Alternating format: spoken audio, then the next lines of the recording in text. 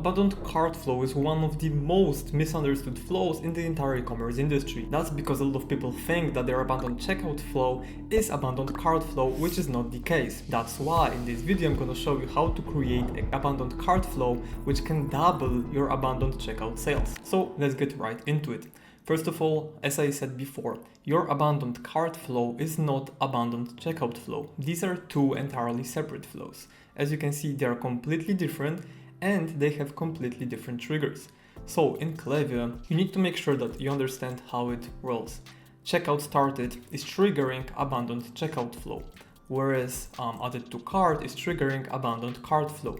If you want to have or add added to cart metric to your Shopify store, you can watch my other video, which is gonna pop up somewhere on the screen, where I walk you step by step on how to do it and how to install this custom snippet code to make sure that you have both of these, which is abandoned checkout and abandoned cart. And as you can see on these screenshots, it's very, very important that you have both. For example, for this brand, abandoned cart flow has made 11k in just 1 month, whereas abandoned checkout flow has made 7k. So by setting up this custom trigger, we doubled their abandoned checkout sales just by adding this one simple trigger and obviously having high converting structure, which I'm gonna cover later on. Another example, because it's not always gonna be like that you set up this custom snippet code and it's gonna double your sales. But even worst case scenario, it's gonna boost your sales from abandoned checkout by 30% in 1 month. That's actually crazy.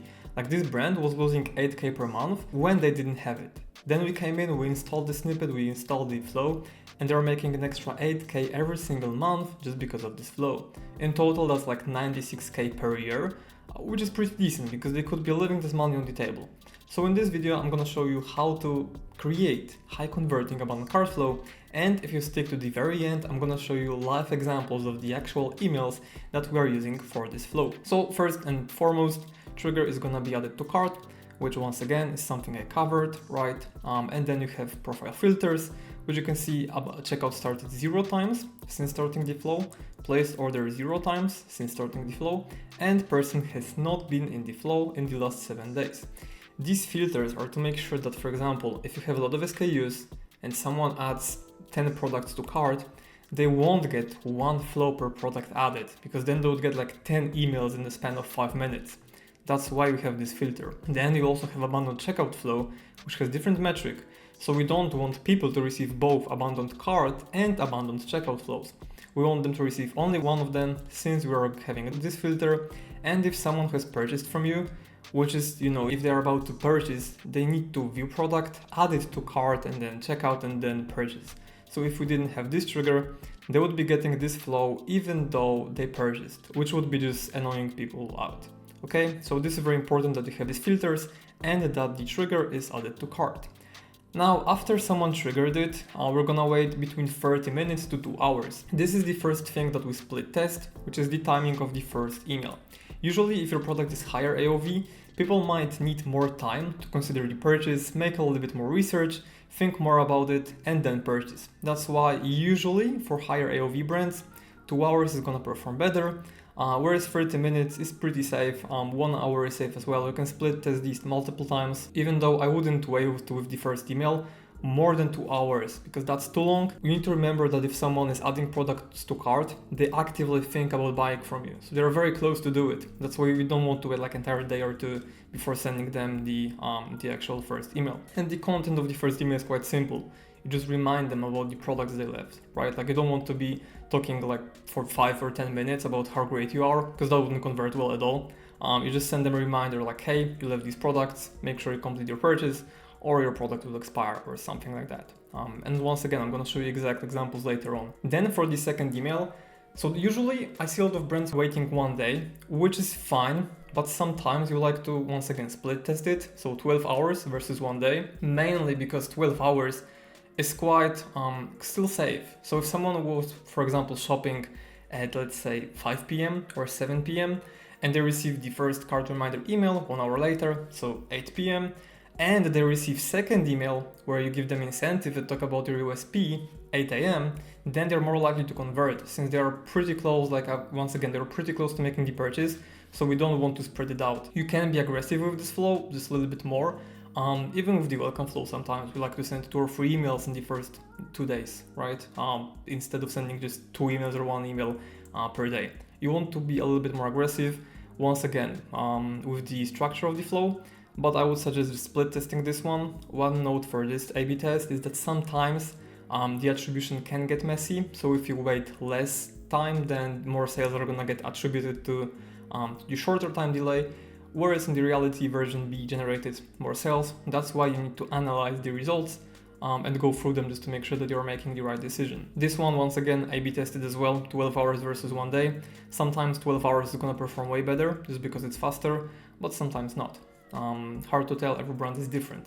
For the content of the second email, you want to introduce an incentive. So for example, 5% off, free gift with your purchase, anything like that, just to make people more likely to convert, right? Since the reminder didn't help, and probably they didn't just forget about it or got distracted, they need a little bit like small push, which incentive does it, and then talk about your USPs. So what makes your brand different, why you're better than your competitors. If they're, for example, comparing you to other brands, you need to talk about it in the second email. One more thing about email number 1, if you offer free shipping on all orders, make sure you mention it here, because not everyone might know it, especially that they didn't reach checkout. So they didn't choose the shipping options yet, so they might not be aware that you have free shipping on all orders. That's why if you have it, introduce it here. If not, maybe introduce it as an incentive here. Then you can wait 1 day and show some social proof, which always works well because people, they need to trust you in order to buy from you. So you need to show some customer reviews, testimonials, and so on, and then just remind about the incentive. Now we want to remind about it, not like be the main theme, which is like, hey, finish your order 10% off, then you show 1 review, and yeah, finish your order with 10% off. Doesn't really work that well. That's why I need to be just a reminder and not main theme of the email. Then you wait 1 more day. In some cases, we also split test that with 12 hours versus 1 day, but usually 1 day does better. Whereas the 4th email is just urgency and incentive last call. So it'll be like, hey, your card and discount code is about to expire, make sure you purchase it right now. And if you have any questions, let us know, something like that. One last thing about the structure itself. In the first email, you can actually show what they have in their cart. I mean, you can do it at every single step, but usually this one works great in step number 1, since they can actually see what they're purchasing, right? So this is the structure. Again, it's pretty straightforward, but trust me, it works very well. I mean, these screenshots talk about it, they show it themselves, that the structure works. So yeah, you can feel free to follow it. And now I'm gonna show you the exact emails that we have used. So for each of the emails, you can use different type. For email number 1, it's usually gonna be plain text or design-based emails. I also recommend split testing that because you can really never know which one's gonna do better. For emails 2 and 3, usually design-based emails are gonna do better, since you can visually show your USPs with some icons, for example, make it more engaging. Same goes for social proof. It's pretty cool to show the, for example, quote from the person and their photo or something like that. And for urgency, incentive, last call, you can do both. So plain text or design-based one, you can once again split test them to see which one does better. So here are some of the examples. This would be email number 1.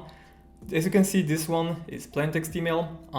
It's worked pretty well, right? You were just reminding about the product, and this was one product store, since we didn't really need to show the product, since we just could mention the name of the product, and they remembered it. Obviously, we also split tested the design-based version, where we had the section that was showing the product, but it wasn't doing better, so we just sticked with this one. You can see the copy, it's pretty simple. Once again, we mentioned free shipping and 30-day money-back guarantee, which are huge. Like if you have these, definitely mention them in the first email. If not, no problem as well. But as you can see, pretty simple email, and it's been converting quite well too. Alternative, which is obviously different brand, but alternative, I mean different type. So this one is design-based. Once again, the structure we like to follow, which is logo, header, subheader, and call to action. A few sentences. You don't want to make this email too long. And then we would have a custom dynamic section, which would be showing all the products someone have in their cart. And then at the very end, once again, call to action, just an example of another email. There would be email number 2, once again, 2 options. First one is focused on giving incentive, right? People can just see it right away. And then we have why this brand. So we're just covering their USPs, why they're better, why they should buy from this brand, and so on. And obviously the discount code that people can use at the checkout. One note is that we didn't include the code here, mainly because we had dynamic link, which you can build in Shopify, that if someone just goes to the website and they go to the cart or add products, the code is gonna be automatically applied. So it's really like very seamless, and it also boosts conversion rates since people don't need to do it manually. It makes the entire process faster. And once again, this is a great example because it was mainly one product store that just had different tastes of the product. That's why we're also like not showing the product itself, because it was once again like kind of one product store. But as you can see, pretty simple email. Once again, introduces the discount, has call to action that shows the product in use, and then USPs, which I mentioned before with icons. They just make the email digestible, very easy to read it. It doesn't seem to be too long, and then call to action. That's pretty much it. This one is a little bit longer, but that's mainly because of the audience that we're targeting. So these were mainly elder people, which like to read more from what we've seen at least, and longer emails tend to do pretty well for them. We didn't introduce any discounts at this stage, which is also something you can do. You don't need to give them always discounts in the abundant cart flow. And you can see that we are talking about USP. For this brand, for example, it was battery life, which is very important to these people. We're also talking about the refund, lifetime warranty, and so on. And obviously we're showing products since we had a lot of SKUs. And very important thing, this, if you have any questions, just reply or call us. Once again, especially for this brand, the target audience was like older demographic, so they really like to call someone and talk to them rather than going back and forth via email, especially that the product was a little bit higher AOV, so it worked pretty well. Now example number 3 of the email, where we are just showing reviews. Once again, header, subheader, call to action. You can do it, in a few different templates or ways, as you can see. And then like 1 or 2 sentences really, and you just want to show the actual reviews. And there is the discount code at the very end. As you can see, this is something I have mentioned before. We are not leading with the discount in this email. We are leading with social proof. And when someone goes for the social proof and they're like, okay, I'm ready to buy, we remind them about discount code that they can use, which also works pretty well. You can also apply with call to actions. Obviously, it doesn't have to be returned to cart or finish the order, like complete your purchase. It can be save 10% on your cart, right? Pretty straightforward. And then last email number 4. So once again, 2 examples. First one is just plain text one. Once again, it was one product store, and usually this is where plain text emails tend to do better, since we don't, obviously it's cool to show the product, which we still do in email number 2 and 3, but for the reminders, like the first email and 4th email, we can do plain text ones, since people already know the product, and they convert really well, since once again, you stand out in the customer's inbox. It's a little bit different. And plain text images work well. I know not everyone wants to hear it, but they work extremely well. But if you are not a fan of plain text emails, you can also do design-based one, which once again is pretty simple. Very bold claim, very bold header, then call to action, and then just talking about the brand a little bit more, that it's gonna expire and so on, and then call to action once again. So as you can see, these were the exact examples. You can always pause the video if you want to check out the copy or designs or anything. But trust me, these emails are converting pretty well, so feel free to stop anytime you want to check out these emails. And that's pretty much it. This is the structure that we always use for all our clients. So if you would like us to implement a flow like that and many other flows for you, you can book a call with me using the link in the video description down below. But if not, make sure you check out my other video where I show you how this brand made over $1 million in sales in just 5 months. Thank you for watching, and see you in the next one. Cheers!